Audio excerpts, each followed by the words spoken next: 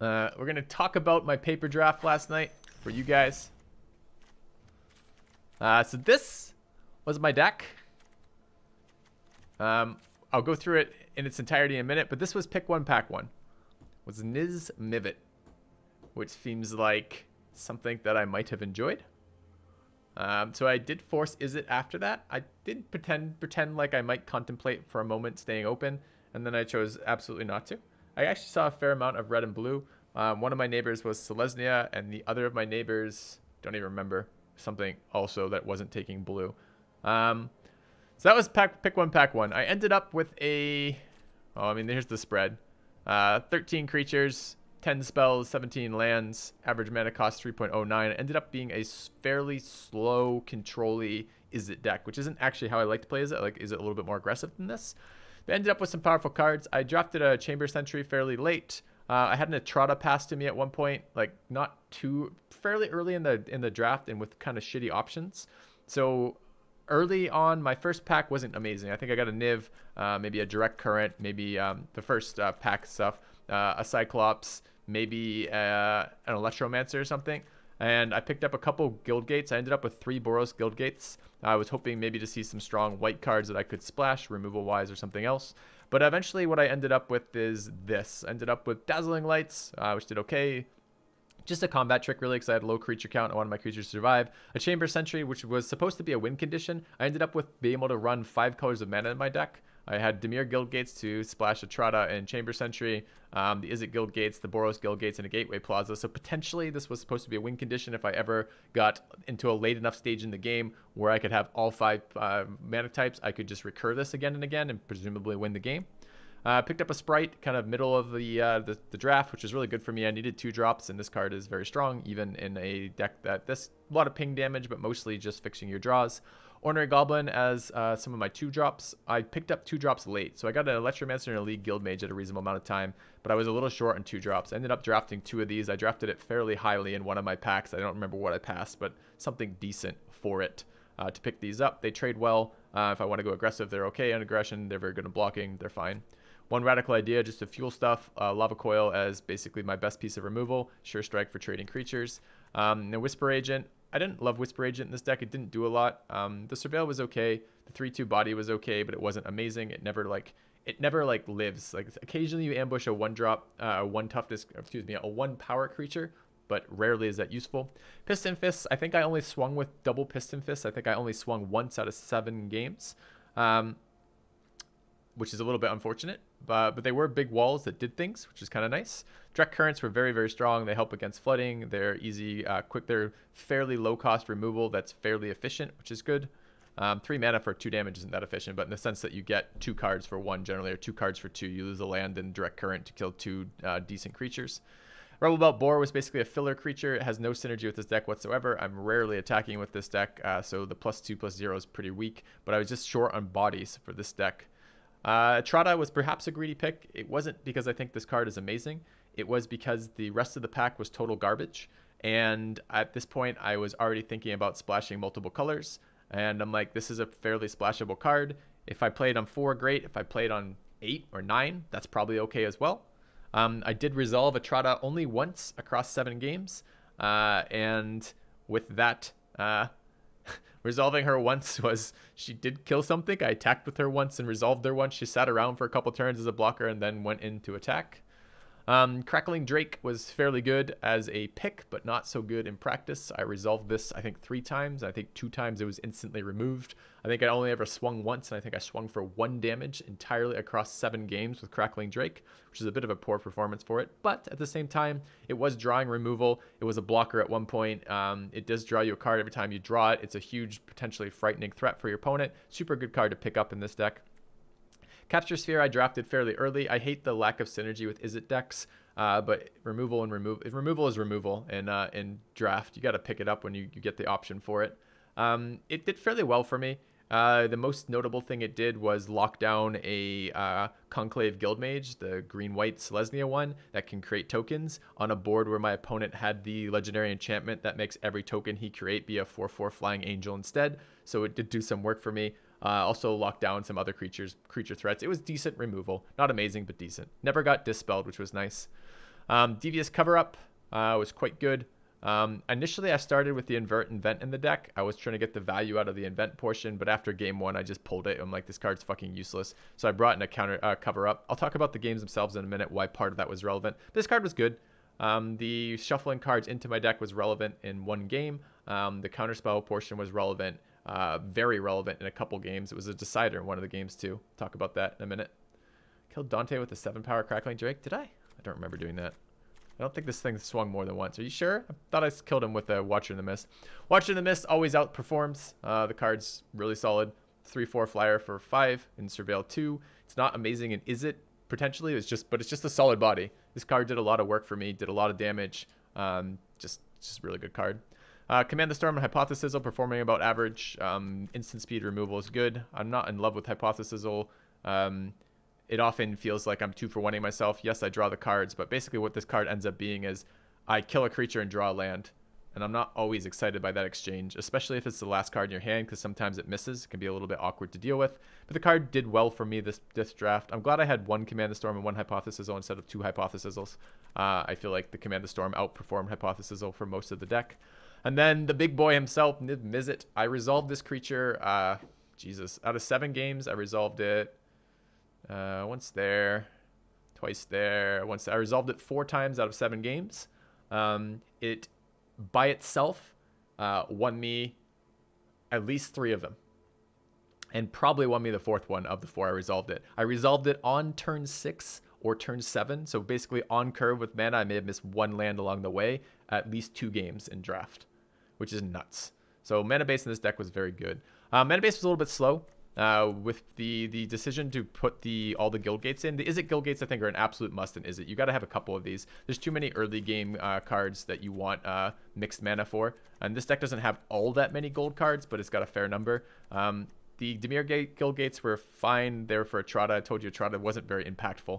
And then the Boros guild gate was for the Chamber Sentry. I only cast Chamber Sentry once out of 7 games, which pissed me off, because I saw a lot of my games went really long, where I saw the bulk of my deck, but Chamber Sentry just did not show up when I needed it. So the Boros Guildgate and Gateway Plaza ended up being at cost. They cost me the tap element of that, or the delay of doing that, with almost no payoff with Chamber Sentry. And the one time I resolved Chamber Sentry, he was a 2/2, and he got direct currented away the turn after.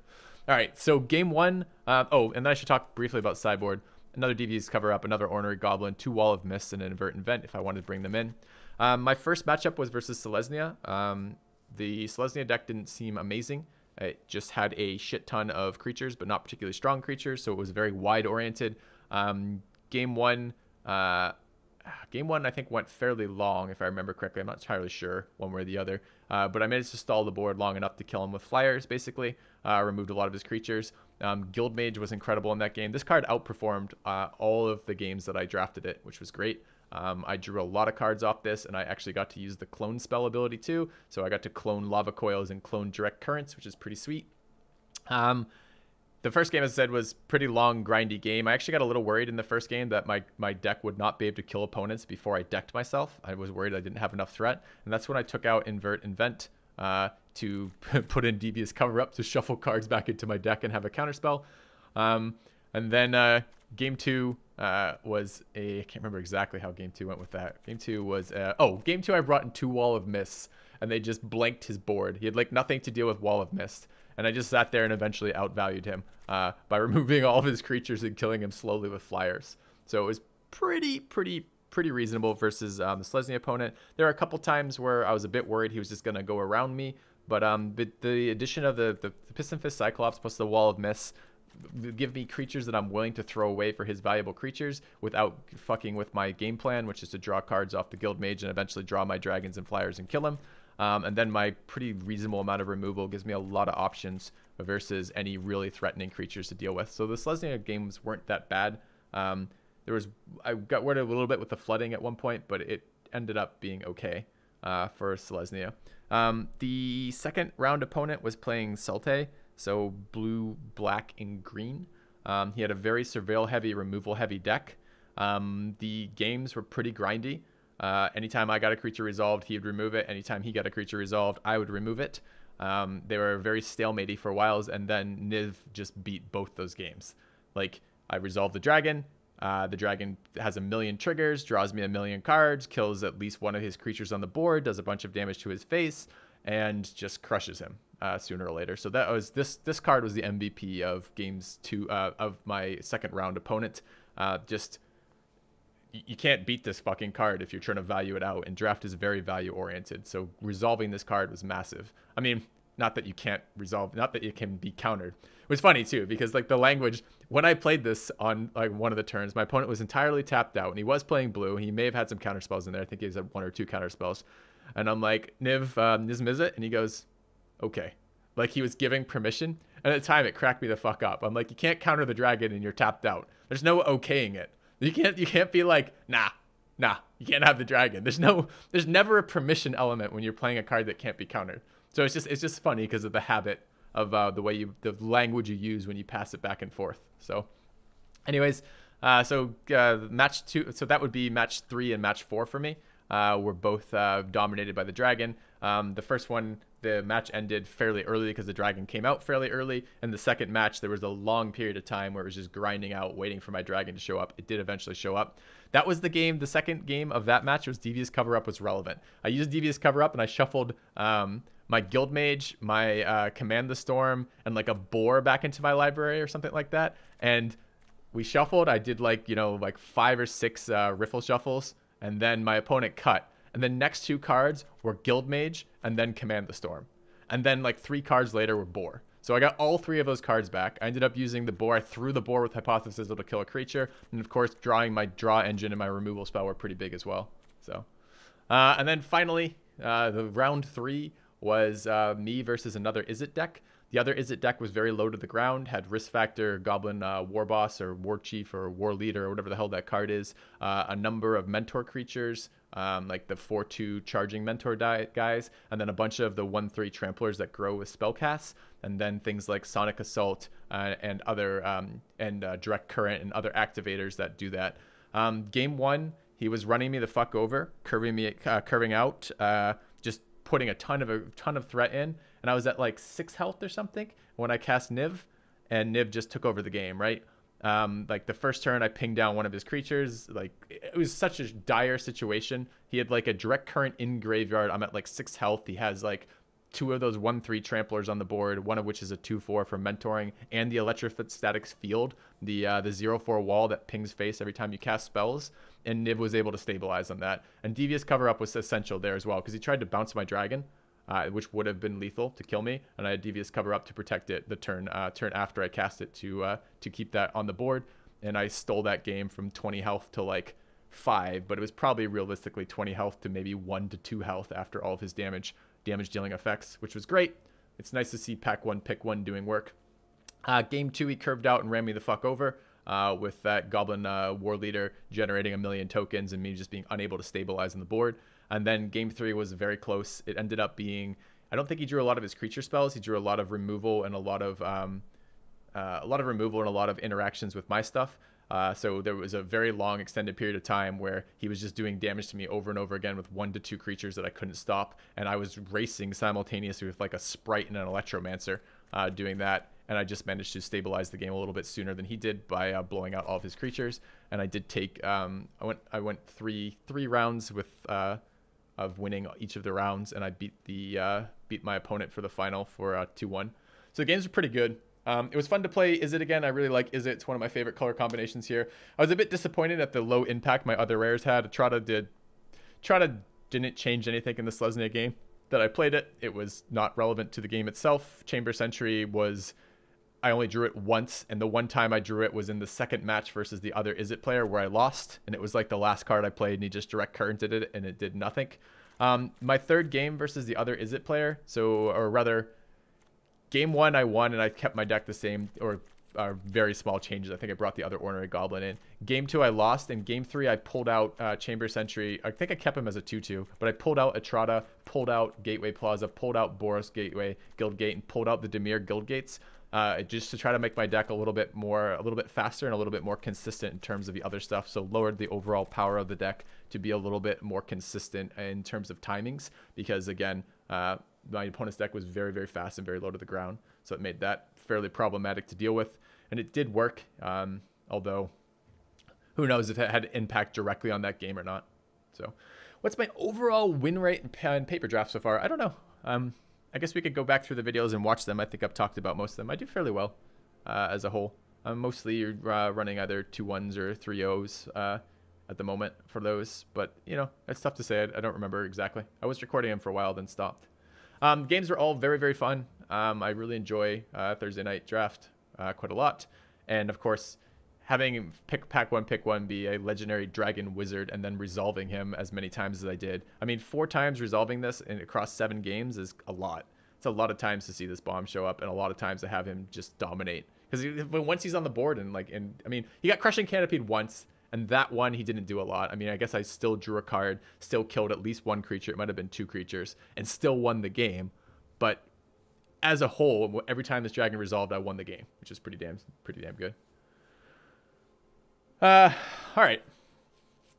Okay, so let's just, I think that is basically what I want to talk to you guys about that. Sideboard cards were a little bit relevant. Wall of Mist was relevant. Ornery Goblin was relevant a couple times. I never brought in the second Devious cover up, but it was an option. I have trouble with this card because the card is actually fairly powerful, but for 4 mana, it's very slow, and I often have trouble trying to fit this into my deck. I was a little creature light these, and I didn't like my lack of aggression. It was difficult to not be playing my opponent's game plan. My game plan often was basically stabilize till I get my bombs going, as opposed to putting any pressure. So I always look so happy when talking about IRL draft. I don't know, maybe that's just me remembering. Remembering wins is generally pleasing. So all right, so that's gonna be that. Let me just take a quick look. 2 hour 1 minute. Put that up for my mods, my miners. All right. And someone from the draft last night telling me that I did in fact swing with my Crackling Drake to kill a Selesnya player. I don't know if I remember that. I think he was dead anyways, but maybe it was. Maybe it was. That's right. No, the final attack was the Drake plus the Watcher in the Mist. I guess it did do 7 damage. 8 damage total in the entire draft. Is that reasonable? I don't know.